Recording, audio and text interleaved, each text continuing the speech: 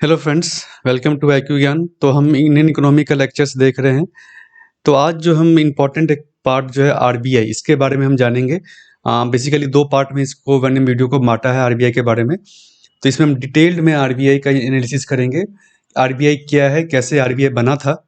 इसके बाद हम देखेंगे कंपोजिशन जो RBI का गवर्निंग बोर्ड है, उसमें कौन कौन लोग होते हैं, कितने मेंबर्स होते हैं, उनको हम देखेंगे।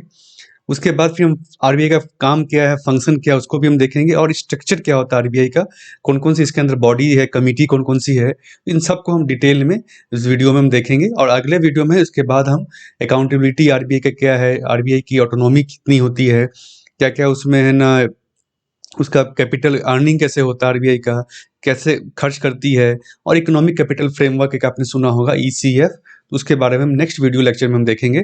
तो अगर आप अपने अभी तक सब चैनल को सब्सक्राइब नहीं किया, जरूर सब्सक्राइब कर लें, और कोई भी वीडियो आप मिस नहीं करें, इसके लिए नोटिफिकेशन जरूर दबाएं।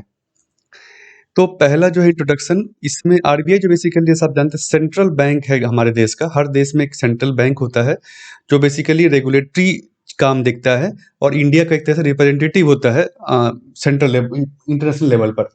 तो उसी का काम आरबीआई यहाँ पे हमारे देश में आरबीआई का काम है वो चीज़। तो ये रिजर्व बैंक है, लेकिन ये लोन देने का काम नहीं करता, जनरल पब्लिक को, गवर्नमेंट को देता है। तो इसको जो हिल्टन यंग कमीशन के रिकमेंडेशन पे बनाया गया था, इसको एस्टेब्लिश किया गया था 1926 में। तो ये जो है बेसिकली 1 अप्रैल 1935 में इसको सेटअप किया गया था। आरबीआई एक्ट 1934 उस समय एक्ट बनाया गया था ब्रिटिश इंडिया के समय में। उस समय ये कोलकाता में इसका ऑफिस था, बाद में इसको बम्बई शिफ्ट किया गया 1937 में। और जब ये सेटअप हुआ था उस समय ये प्राइवेटली ओन्ड एक बैंक था। बाद में ये RBI act that came into effect 1935 provides the statutory basis of functioning of the bank. तो जैसा आप जानते हैं इस एक्ट के थ्रू इसका एक स्टैट्यूटरी बैकिंग है, लॉ के थ्रू बैकिंग है, जिसके अंदर ये काम करता है। इसको नेशनलाइज किया गया, जैसे हमने कहा पहले ये प्राइवेटली ओन था, तो इसको गवर्नमेंट ने नेशनलाइज किया, अपने अंदर लिया 1949 में इंडिपेंडेंस के बाद।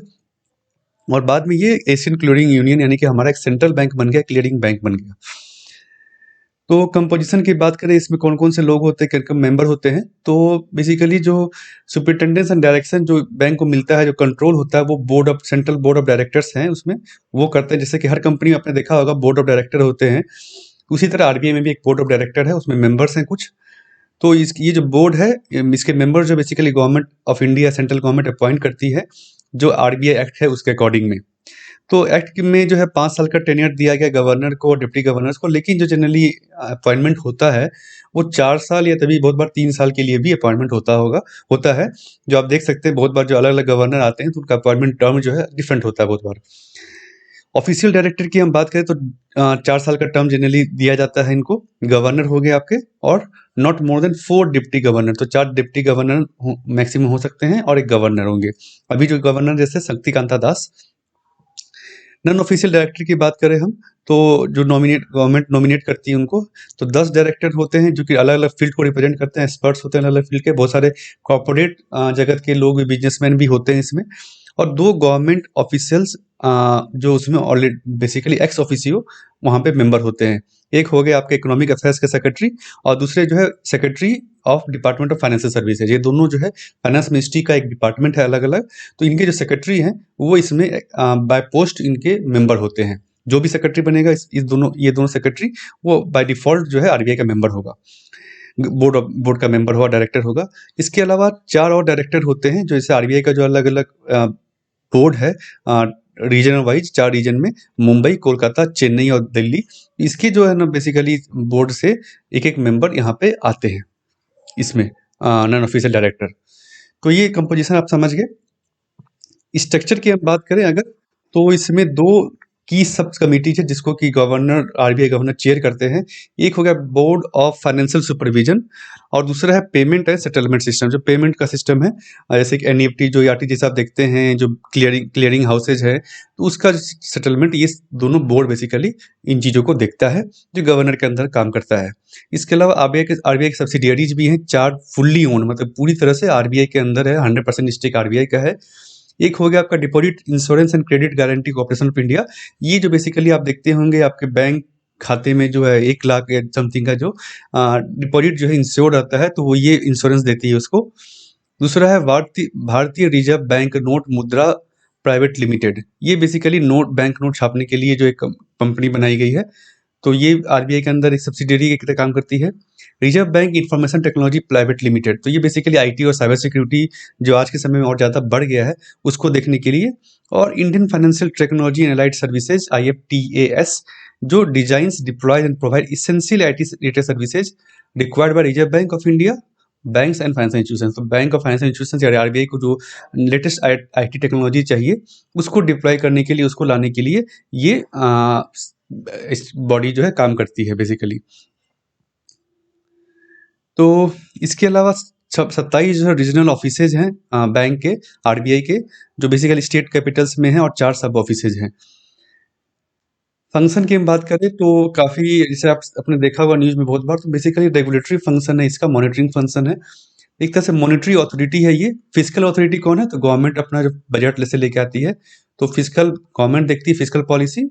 मॉनिटरी पॉलिसी डिफरेंट अलग अलग देशों में बेसिकली सेंट्रल बैंक देखती है उसको।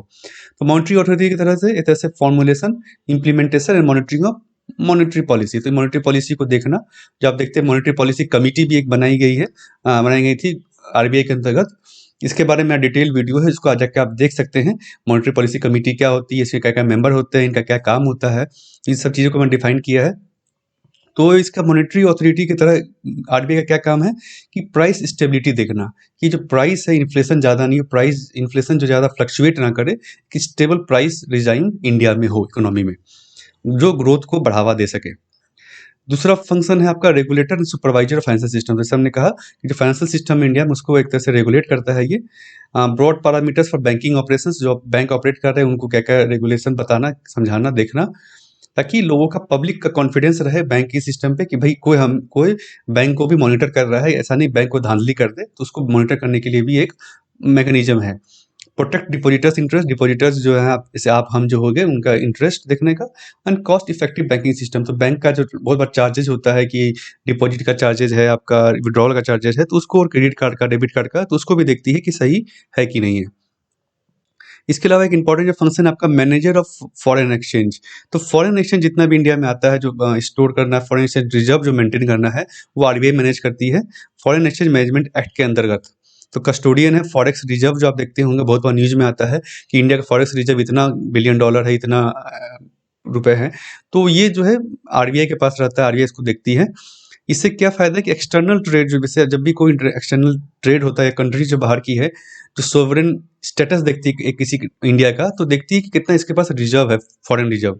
इससे आकलन होता है किसी इकोनॉमी का, किसी कंट्री के स्टेबिलिटी का, कि वो उनके पास अगर बहुत सारा फॉरेन रिजर्व है, तो वो ऑब्वियस सी बात है लोन जो है चुका सकती है, एक्सटर्नल लोन को चुका सकती है आराम से।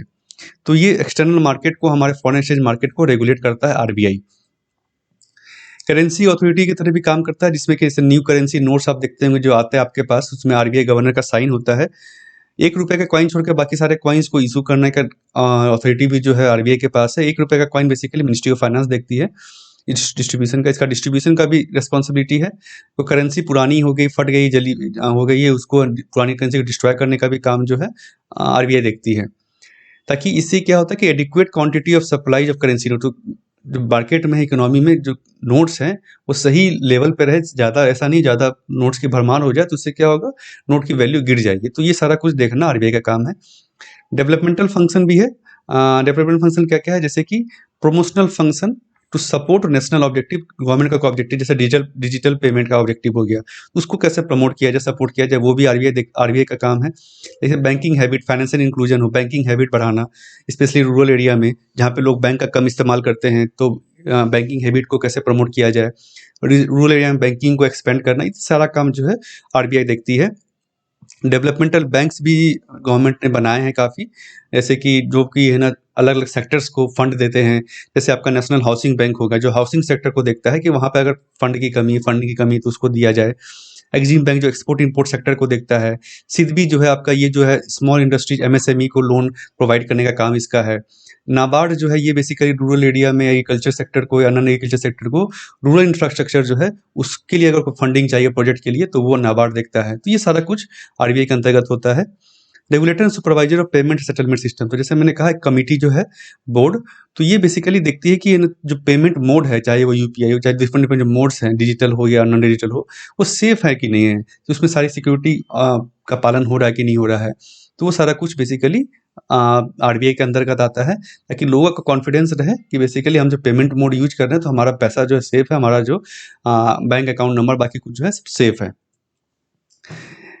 उसके अलावा बैंकर टू द गवर्नमेंट, तो गवर्नमेंट के लिए बैंक का काम करती है। जैसे मैंने कहा कि जनरल पब्लिक के लिए बैंक नहीं है, जैसा कि आप एसबीआई होगा, बाकी होगा, ये गवर्नमेंट की बैंक है।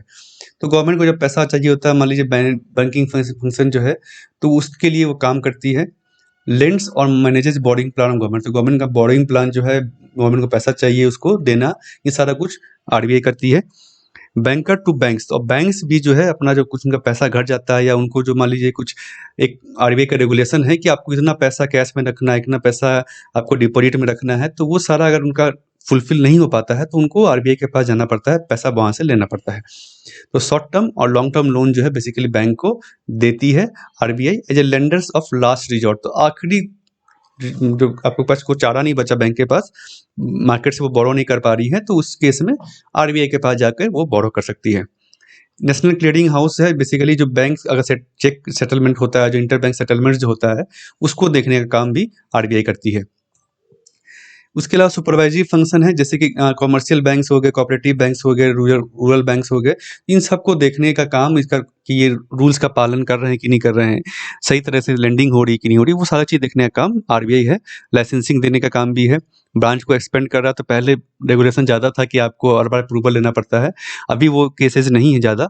तो ये सारा कुछ देखना, रिजर्व रेशियो पालन हो रहा है कि नहीं हो रहा, repo rate, reverse repo rate, CRR, SLR, ये सारा कुछ जो है आरबीआई का काम है देखने का। तो फ्रेंड्स, ये था आरबीआई का फंक्शंस हमने देखा, यहाँ पे कंपोजिशन देखा, इंट्रोडक्शन देखा एक तरह से। अगले वीडियो लेक्चर में हम आरबीआई की अकाउंटेबिलिटी, आरबीआई की ऑटोनॉमी के बारे में डिस्कस करेंगे। उसके अलावा जो उसका अर्निंग कहाँ से होता है, आरबीआई का पैसा कैसे यहाँ आता है, उसको देखेंगे हम। और इकोनॉमिक कैपिटल फ्रेमवर्क जो है, इसको हम देखेंगे। तो अगर आपने इस चैनल को सब्सक्राइब नहीं किया, जरूर सब्सक्राइब करें और बेल नोटिफिकेशन दबाएं, ताकि आप आने वाले वीडियो का आपको नोटिफिकेशन मिल जाए। Thank you friends.